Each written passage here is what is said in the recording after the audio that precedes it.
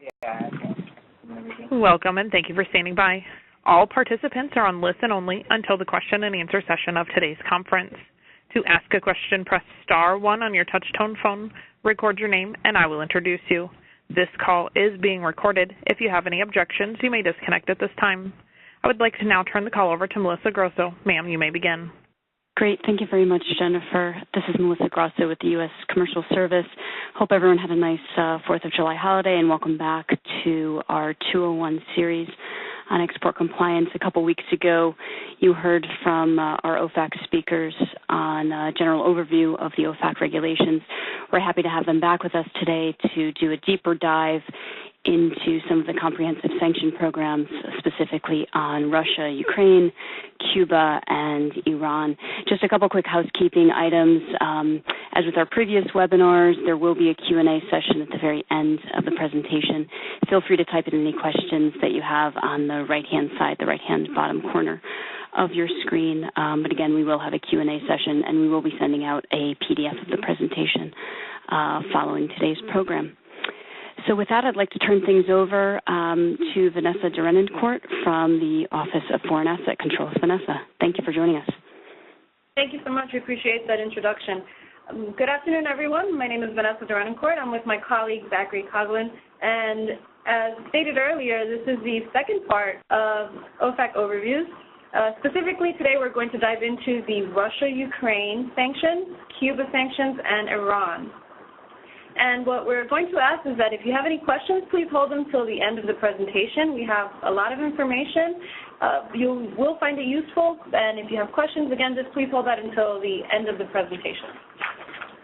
Today, we're going to cover just a quick slide on the OFAC basics, jurisdiction. Again, we're going to dive into Russia and Ukraine. We're going to discuss an overview of the prohibitions, the sectoral sanctions, and the Crimea sanctions.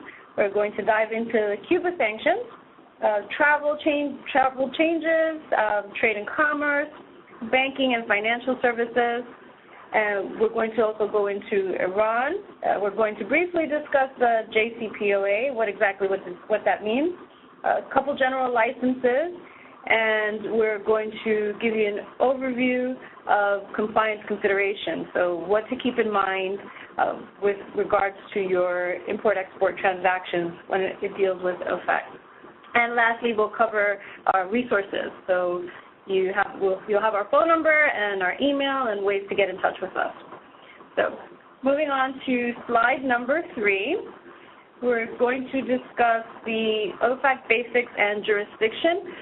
Go ahead, Zach, if you want to do the introduction. The OFAC jurisdiction does include U.S. persons wherever located, companies incorporated, U.S. companies in the U.S. and including foreign branches, and all U.S. persons globally, all people located in the United States.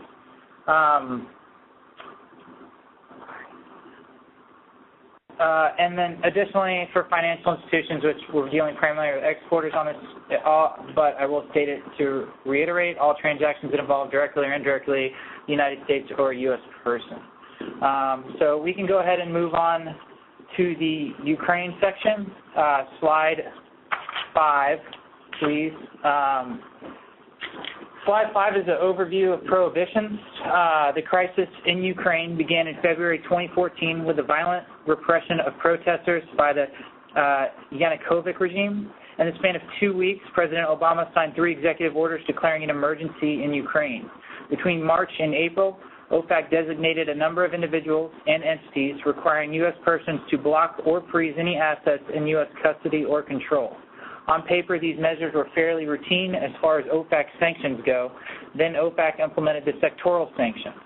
These sanctions are measures that OFAC imposed to target specific sectors of the Russian economy using authorities under the 3rd Executive Order, 13662. We have 4 directives to date targeting the financial sector, defense sector, the conventional energy sector, and the unconventional or AKA frontier energy sector. In addition to the directives, we have issued a few general licenses exempting certain transactions related to derivatives and wind-down activities for certain frontier oil activities.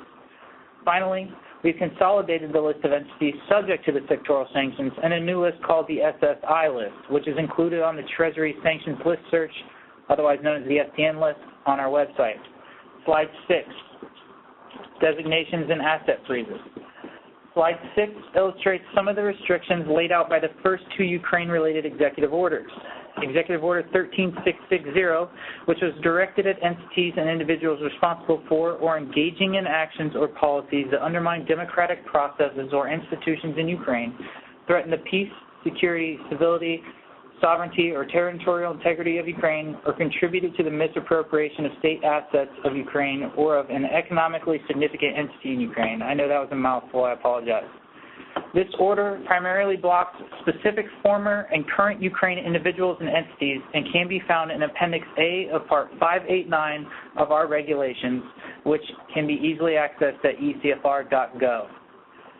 The second executive order, Executive Order 13661, which expanded the scope of the previous executive order I just mentioned by adding specific individuals and entities to the Specially Designated Nationals List, or SDN list, including officials of the government of the Russian Federation, entities owned or controlled by or have acted on behalf, directly or indirectly, of a senior official of the government of the Russian Federation, specifically in arms-related material sector of the Russian Federation. This particular EO can also be found in Appendix B of Part 589 of our regulations. Slide 7. Slide 7 illustrates the various scenarios of the 50% rule. I do believe our FAQs explain this pretty well, but this is a nice visual tool which you will receive in PDF form, especially for SDN ownership in the aggregate. It is also important to note differences in ownership versus control. Control of a company does not merit a block, but could merit a designation by OFAC in the future. So caution will need to be exercised in dealing with a company controlled by an SDN. Slide 8, Executive Order 13662, the sectoral sanctions. This order is unique in the sense that it designates entities as non-SDNs on the Sectoral Sanctions Identifications List, or SSI list, which can be found on the SDN search tool. This order includes 4 directives designed to impose conditional restrictions on entities involved in specific sectors of the Russian economy. On the next slide, you will see more information on the directives. Slide 9. Directive One focuses primarily on the financial services sector and prohibits dealing or sending new equity and new debt of longer than 30 days maturity to SSI entities. Keep in mind the 30-day clock begins on the issuance of the final invoice. That doesn't necessarily prohibit all transactions with non-SDNs associated with this directive. You would just need to meet the maturation prohibition. So if an invoice date is dated January 1st, then the payment would need to be completed prior to that 30-day window. Directive 2 is aimed primarily at the energy sector and prohibits dealing in new debt of longer than 90 days maturity to SSI entities subject to this directive, similar to Directive 1. 1 through 3 are similar in their prohibitions. Directive 3 was aimed specifically at the defense and related materials sector and prohibits the issuance of debt of longer than 30 days maturity to entities listed under this directive. The last directive, Directive 4, was again focused on the energy sector and affects entities that support the exploration or production of deep water, Arctic offshore, or shale projects that had potential to produce oil in the Russian Federation. You can find this executive order on our website, but also in Appendix C of Part 589. Slide 10, the next slide, offers the FAQs specific to directives. OFAC has an abundance of FAQs on the website specific to these directives. All of our resources will be included at the end of this slide deck. I encourage you to read the FAQs if you have questions on the directives. They highlight very well a multiplicity of situations that you would deal with the directives, including definitions of debt and equity. Slide 11.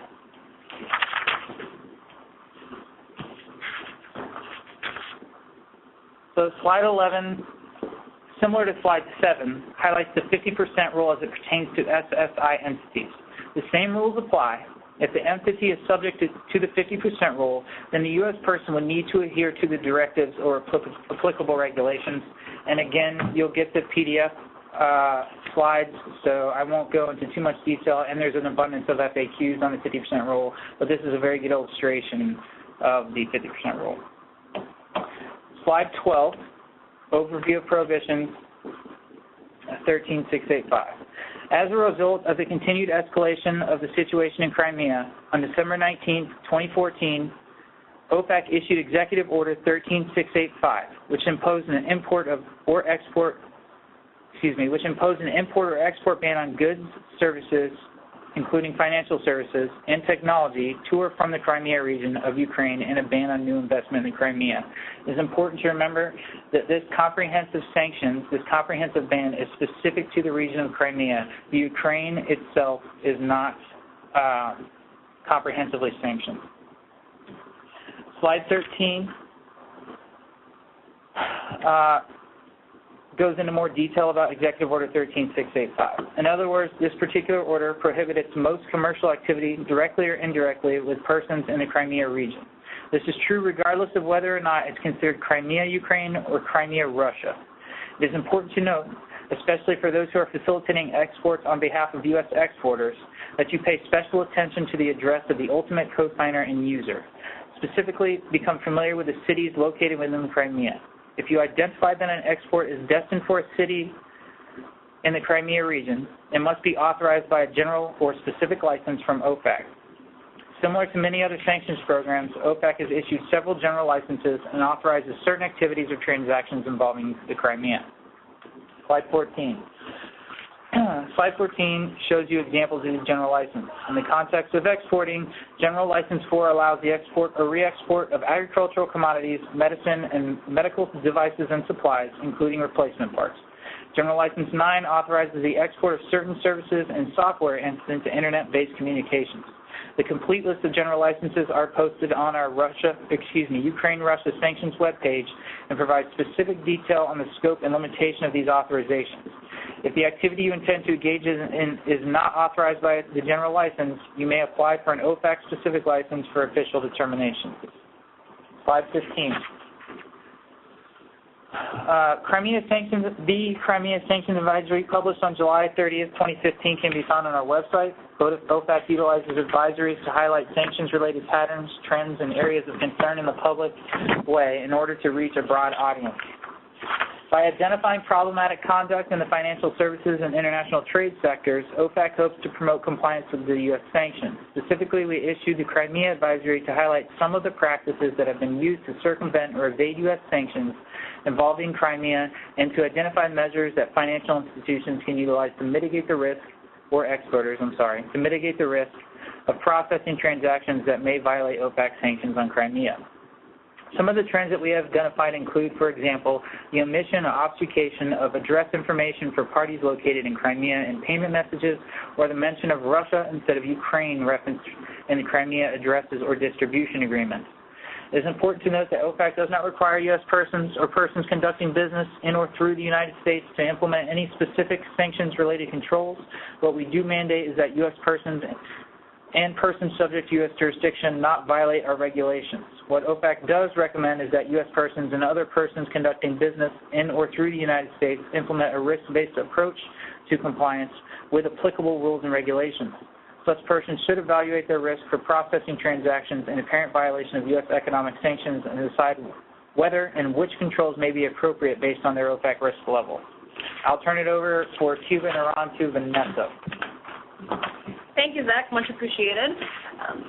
There has been a lot of information out there on Cuba, and today what we're going to do is we're going to clarify, first and foremost, the most recent change with regards to travel, and then we'll dive into what's been in effect since last year, 2015-2016. So the first change, looking at slide number 18, is the individual people-to-people. There was an announcement on June 16th of this year which mentions changes to travel for individuals who wish to visit Cuba. The first major change is if the flight or travel accommodations were booked before the announcement, so before June 16, 2017, then the individual can still travel under people to people. Of course, they must maintain a full-time schedule. That has not changed until OFAC issues its new regulations. If the travel arrangements were not completed prior to the announcement, and the person still decides that they want to travel under people to people, the travel must be completed before OFAC issues new regulations. So what does the future hold? At this time, we do not have information where we can comment on when exactly the final regulations will be in effect, but what we can say, and we will state, is that for people-to-people travel, number one, it must be conducted under the auspice of an organization that's subject to U.S. jurisdiction. Number two, the travelers must be accompanied by a representative of that sponsored organization. So we can say that with certainty. There is frequently asked information on our webpage, easy to read, easy to access, and we'll talk about how to access that information at the end of our presentation today. So moving on to slide 19, Trade and Commerce. We have 31 CFR 515.533A, which elaborates on what type of commerce-related activity can take place. In very simple terms, what this is saying is that the reference to U.S. origin items was removed, and transactions that are initiated by U.S.-owned or controlled firms in a third country that are for the export of goods to Cuba from that other country are not authorized. So what's an example of this? We have a U.S. company, let's say they're located in Spain, and they would like to ship machinery and spare parts for cars and trucks, assuming these items, again, are authorized, to Cuba. And those goods were produced, so that machinery or those spare parts were produced outside of the U.S., that transaction would be authorized. Would not be authorized. And the reason for it, as I stated in the beginning, it's a U.S. person that has control of that firm, even though it's not coming from the U.S., it's coming from that third country. So the important thing to ask when you're reviewing transactions, when you're looking at your items to be exported and your contracts, you want to ask yourself, what's the origin of the product, where are they located, who owns or controls? These are all compliance-related things to keep in mind, to keep at the forefront. Yes, perhaps financially it sounds like a great deal, but you want to make sure you're not in violation of any OFAC sanctions. So always ask yourself the important questions of what's the product, where's it going, who's the ownership, who's receiving it. And again, we'll touch bases on more details towards the end when we cover OFAC compliance. Moving on to slide 20, the importation of certain items into Cuba. What this slide is saying, very simply stated, is it allows for items to be imported, items that were exported to Cuba to be imported back into the U.S. under certain conditions. First of all, the item has to be exported pursuant to the CACR, the Cuban Access Regulations. And if Commerce authorized, so something to keep in mind is if Commerce authorized it for the item to go out, if it's okay for it to go from the U.S. to Cuba, and it needs to be repaired, using that example from earlier about machinery, and the item needs to be repaired, this part of the regulation is authorizing for it to be returned to the U.S., re-exported to the U.S. for the repairs. And the last caveat is, of course, always make sure that the item, that Commerce hasn't changed their stance, that the item is allowed to be re-exported to Cuba, and then the item can be repaired in the U.S. and sent back to Cuba. If that's a bit confusing, I'll be glad at the end to re-explain that if anyone has a question on that. But for the essence of time, let's move on to slide 21, which is still on trade and commerce. Contracts.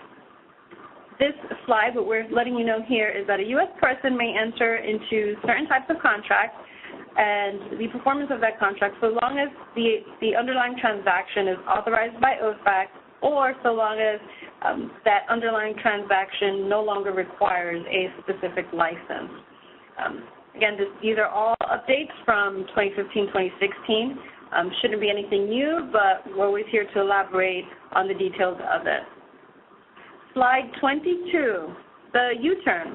For those that are in the financial sector or those that are reviewing contracts and you're reviewing the payments for these contracts, you want to keep in mind the U-turn. What is that? What we're saying here is that a U.S. financial institution can process transactions so long as a Cuban or Cuban national has an interest. Neither the originator or the beneficiary, so neither party, the beginning or the end, is subject to U.S. jurisdiction. And the funds are starting and ending outside of the U.S. So they're being sent, let's say, using an example, from Spain to Colombia. They're starting and ending outside of the United States. None of the parties are subject to U.S. jurisdiction. And this is, again, this is what we refer to as a U-turn payment. What you want to keep in mind for those that are reviewing it is you want to do your due diligence and make sure that the parties you're dealing with, they're not on the SDN list, with the exception, because this involves Cuba, of a Cuban designated person. But you always want to do your due diligence and keep that in mind. Slide 23 is a picture, very simple to explain. So you have the French importer initiates the funds transfer. It's debited from the French importer's account. The third step, that institution sends it to the U.S. bank. The U.S. bank is the intermediary. And the U.S. bank, the intermediary, sends the funds to Spain, and Spain will then credit the Cuban exporter's account. That's the beneficiary's account in Cuba. That would be an authorized transaction because neither party at the beginning or the end is a U.S. person or subject to U.S. jurisdiction. It starts and it ends outside of the United States. An example of what is not a U-turn transaction is on slide 24. You have a U.S. person that wants to purchase property in Cuba. The Dutch bank debits the U.S. person's account, sends the funds through the U.S. as the intermediary. The funds then credit the Canadian account of a Cuban person, the property owner that's selling the property, and they're in Canada. That is not an authorized U-turn. That's not what we consider authorized. So just keep that in mind as well. Moving on to slide 25, services to infrastructure. If you're reviewing documents, bill of lading, any of the information, and you want to make sure that you're staying within the compliance realm and it has to do with infrastructure, there's certain types of infrastructure activities that are authorized, which we'll talk about.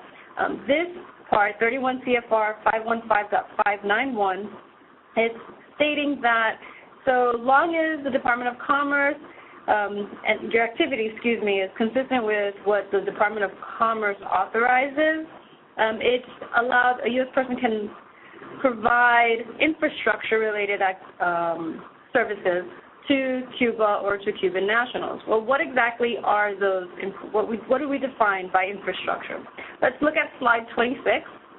By infrastructure, we mean updates to the public transportation, water management, waste management, non-nuclear electricity generation, and electricity distribution sector.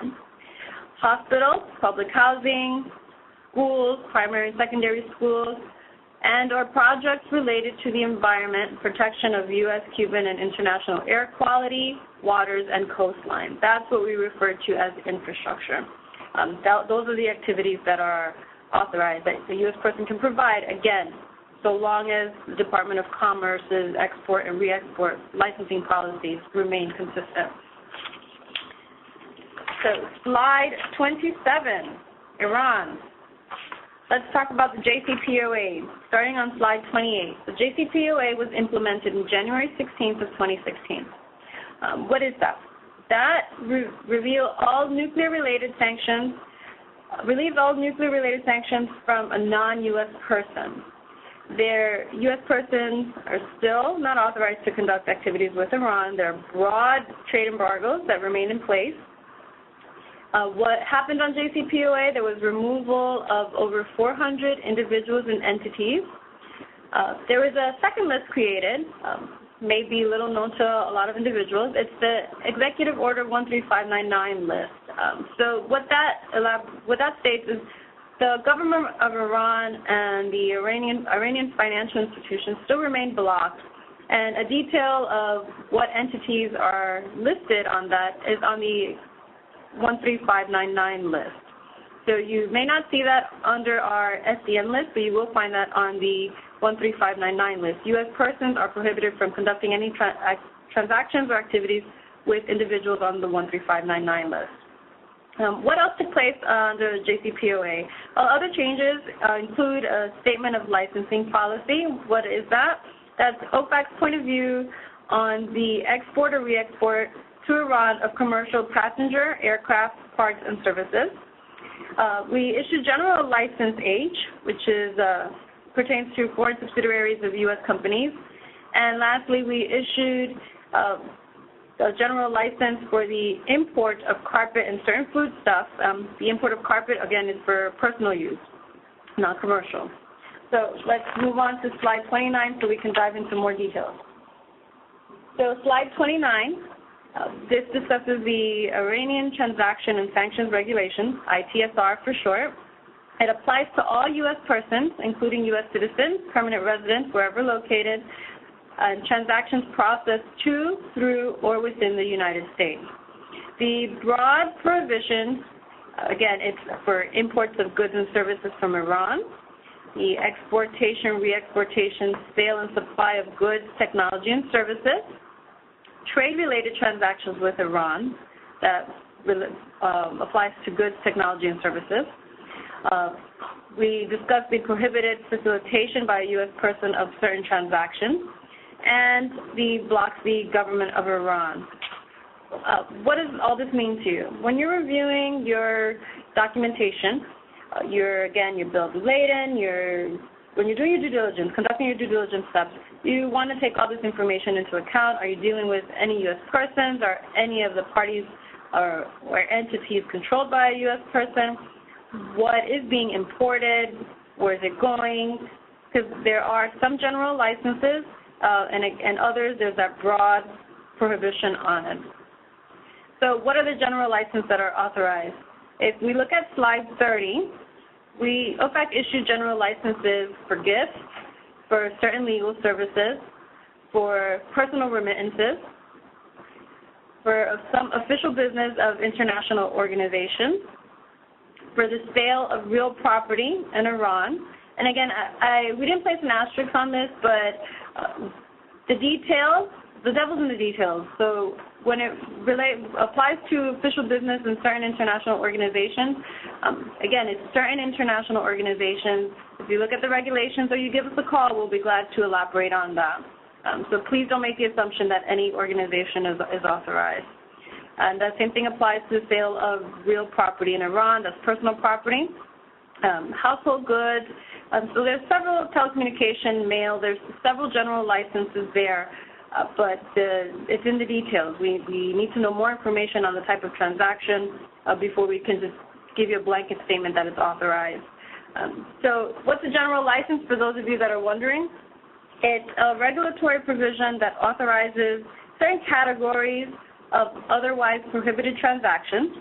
An individual does not need to apply for a specific license unique to their situation because it's covered by a general license, as the name implies. And the information is on OFAC's, it's always available on OFAC's website. What's a specific license? A specific license is unique. It's case by case. It's an authorization from OFAC issued to a specific person on a case-by-case basis. OFAC's licensing personnel needs to have information on who are the parties involved, what's the transaction, all the details so that they can make a determination based on foreign policy and OFAC's view of the situation or perhaps of the products that are being exported. And of course, we partner with our agencies such as the Department of Commerce to see if the activities involved are authorized or should be authorized, or if the products have a dual use. We do partner with them, so when applying for a specific license, please provide as much detail as possible. And of course, the specific license allows for specific activities that would be otherwise prohibited. There are terms on that. All the details are on a case-by-case and unique for that application. So if one of your colleagues received a specific license, and you have a similar situation, don't automatically assume that your situation will be approved. It's unique and it's specific to that individual situation. And slide 31, discussing a little bit more on the general license. As I mentioned, OFAC with the Jcpoa issued a statement of licensing policy, and this applies to the export, re-export to Iran of commercial passenger aircraft and related parts and services. There are certain conditions when we will still require that the individuals or entities involved apply for a specific license. You still have to have a specific license, and also the specific licenses may be issued to non-U.S. persons where there is a nexus to a U.S. jurisdiction. Again, it's all on case by case, but we need to know the details. The general license 560.534, that authorized the importation to the U.S. of Iranian origin carpets and foodstuffs, and this includes pistachio and caviar. General License H came about as a result of the Jcpoa, and that authorized certain transactions related to foreign entities that are owned or controlled by a U.S. person. It contains details that apply to the U.S. person, such as establishing or altering policies and procedures, making available an automated system so that the business can continue, so an integrated business support system. Again, this information, we'll be happy to dive into more details when you call our hotline or when you send us an email unique for your situation. Moving on to our next topic on slide 32, are things to keep in mind as far as OFAC compliance. So OFAC compliance. As we mentioned earlier, some things you want to keep in mind as part of your due diligence. What procedures does your organization have in place to identify potentially problematic transactions? Are you communicating your expectations? Are you stating this information to your foreign customers, if you have, your clients or your partners? Do you have expectations? Do they know what's expected of them? Are they familiar with U.S. sanctions? Specifically especially when dealing with Iran or Cuba or any one of the comprehensive countries. Don't just assume that your clients are familiar with it. You have to do your due diligence. That's our third bullet point. Due diligence and transaction screening. What information do you need from it? If you don't have enough information from your clients, go back and ask questions so that you can make a confident decision on whether or not this may or may not violate U.S. sanctions. And you want to lastly ask yourself, is the activity authorized?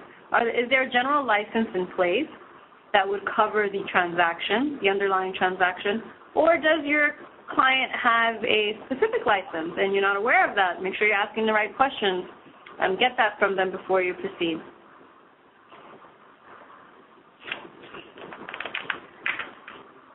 Moving on to our resources. Where can you find our information? Slide 33. Thank you, Vanessa. So on slide 34, we'll start there. I think the easiest thing to do is just type in treasury.gov/OFAC. That web page is a gateway to everything OFAC offers as far as resources. If you go to slide 35, that is a screenshot of treasury.gov/OFAC. You can start a license application there. You can access the Excel sheets for the FPN list. You can search our free to the public search tool. Additionally, you can access all of the comprehensive sanctions programs as well as the narco and terrorist country programs in the bottom left corner. You see the sanctions program country information, which will give you all the most up-to-date information on sanctions, on the particular sanctions program. Additionally, you can go, if you click on the recent actions, in the top right-hand corner, it says OFAC recent actions under the section news and frequently updated content. On the recent actions page, you can sign up for an email that will alert you whenever there are alterations, additions, deletions, changes to sanctions programs, etc. It's a good resource to have. It's not an overwhelming amount of emails, but anytime there is a change, it would alert you to that. Additionally, that page will also show you all of our recent actions. On slide 36, it's going to give you our hotline number. 800-540-6322 will take you to the OFAC hotline. You also can email OFAC at OFAC_feedback. If you go to slide 37, it has actually a better slide outlining our contact information. OFAC_feedback at treasury.gov is a good place to ask complex fact patterns. If you have something that might take some time to research, has a bit of complexity to it, I would send it to the email address. If it's less complex and you feel like we can talk about it briefly over the phone, you can call into the toll-free number or the 202-622-2490. At this point, I'd like to open it up to questions. Melissa? Thanks very much, Zach and Vanessa. I appreciate you guys doing a deep dive into these regulations. Jennifer, can you remind the participants how they can get themselves in the audio queue? Absolutely. Again, if you would like to ask a question over the phone, please press *1 on your touch-tone phone, unmute your phone, record your name clearly after the prompt, and I will introduce you for your question. That's *1 to ask a question. If you need to withdraw your question, you may press *2. One moment, please, for incoming questions. And while we wait for the first audio question, we did have a couple questions come in over the written queue. The first one is in regards to Cuba. This is Kathy Day's question. The question is, if the U.S. company is a U.S. company allowed to return an item to the U.S. government in Guantanamo that they have returned to the U.S. for repair without obtaining an OFAC license? So is the product from Guantanamo or is it from Cuba? So this is a product from Guantanamo getting returned to the U.S. for repair and then going back to Guantanamo, all for the U.S. government? That's how I'm reading the question. Kathy, I don't know if you want to press *1 if there's anything that you'd like to clarify about that question.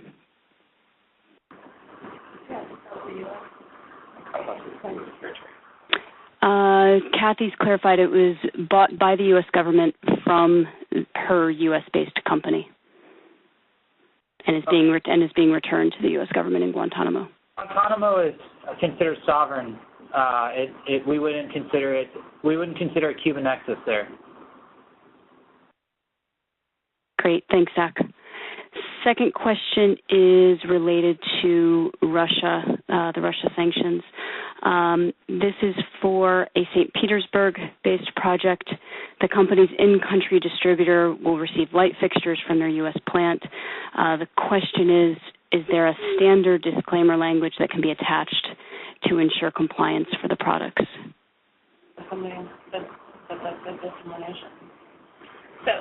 Hi, this is Vanessa. So if I understood the question correctly, the person is inquiring on whether we can provide them with language that could be used as a disclaimer for that transaction. And if that's what the person's intended, we're not here to provide template or boilerplate languages.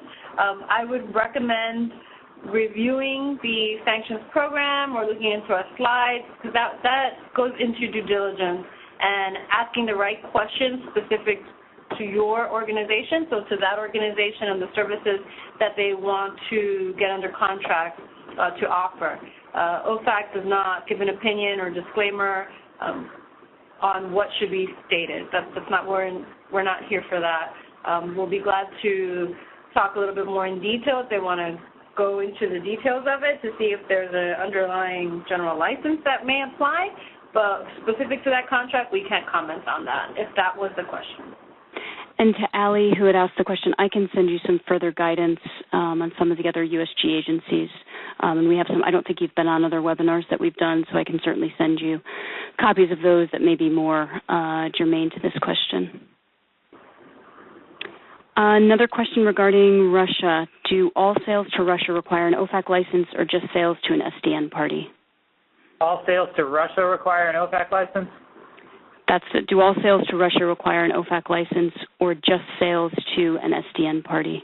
So Russia is not comprehensively sanctioned. The region of Crimea is comprehensively sanctioned. There are a significant amount of SDNs in Russia, So you would not need a specific license to do business with Russia. You would need to make sure that you are complying with export law and that you're not doing business with SDNs.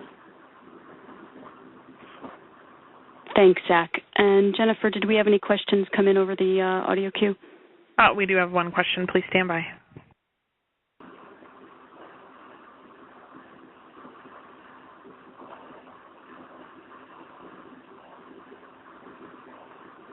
Allie, your line is open. Thank you so much. This is with regard to the earlier questions, not looking for asking whether or not there's compliance language for people who would represent themselves to be local distributors. How do we find, if they're not registered on your screening page, and we've cleared them from your screening page, and we're not doing business in either financial defense, energy, or frontier energy, and we know the project is not in Crimea, can we just go ahead and do business with a local agent in the region to sell our U.S. products and services? Hi, thank you for clarifying. So I do apologize in advance. So is the question, can a U.S. person conduct business in the region of Ukraine without a license? I'm sorry, I didn't catch the whole question. Yeah, there's a particular architectural project in St. Petersburg, and our agents want to represent us in St. Petersburg, and they would do all of the kinds of activities that you have on page 13 of your document entitled Doing Business in Russia. And so this is a St. Petersburg, Russia project, and I assume that they are fully compliant. We've done business with them for years in the UAE and other areas. It's our first Russian project, and I was looking really for language so that how would I know that they are compliant if they don't come up anywhere in any of the screenings that might identify this company, nor are they in any of the businesses that are sanctioned that were listed in this presentation. This is just for architectural lighting products, and we're a U.S.-made manufacturer based in the U.S. We are a limited liability company, and I saw that. I just didn't see anywhere a requirement that I needed to register or that I had to ensure that the foreign agent is compliant. Okay, so this goes back to what Zach stated a little earlier. St. Petersburg is in Russia. That Russia is not a sanctioned country. The sanction is for Crimea. So if a U.S. company is offering services in Russia, what we have to check for is the SDN list. And based on what you're telling me, it sounds like you checked our specially designated nationals list, that's the SDN list, that's OFAC's SDN list, to see if the entities that the company will be engaging in a contract with or doing work with are not SDNs, because U.S. persons, including U.S. businesses, would be prohibited from doing a business with an SDN. So it sounds from what you're saying that that first step was done. There are other lists from other agencies. I know Commerce maintains one that you may want to check to see if this company or the individual that owns this company or groups of individuals that own this company are not SDNs. That's where the OFAC concern would be. Zach, is there something you want to add to that, to what you stated? Do you understand the question a little differently than what I did? No, I don't know if you're conflating lists, but yeah, what Vanessa said is spot on. If it sounds like you've done your due diligence with the company, if you don't think there's a sanctions nexus, if they're not on the SDN list, if there's no peripheral SDN involvement, then you should be fine with OFAC. And Allie, this is Melissa. I'll follow up with you after the webinar. There are some additional, as Zach and Vanessa mentioned, there are some additional resources from BIS under the Department of Commerce in terms of red flags and taking a look at your particular distributor. If they're not on the SDN list, there may be some other red flags that you just want to keep general guidance out for. So I'll follow up with you, and I'll send you those details after the webinar. Awesome. Thank you again. That is our only question over the phone. Again, if you would like to ask a question, please press star 1 on your touch-tone phone, unmute your phone, record your name clearly after the prompt, and I will introduce you for your question. That's star 1 to ask a question. If you need to withdraw your question, you may press star 2. One moment, please, for incoming questions.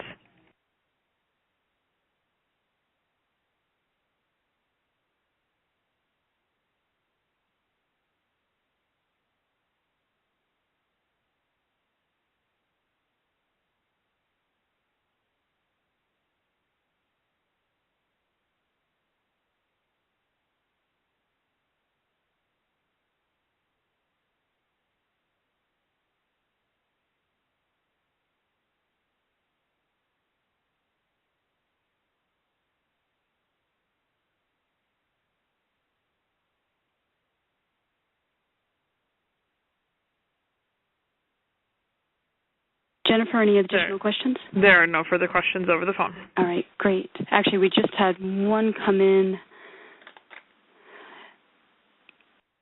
Jason is asking a question regarding, not directly related to this particular webinar, about China sanctions. Vanessa, Zach, are you aware of any upcoming sanctions on China to prepare for?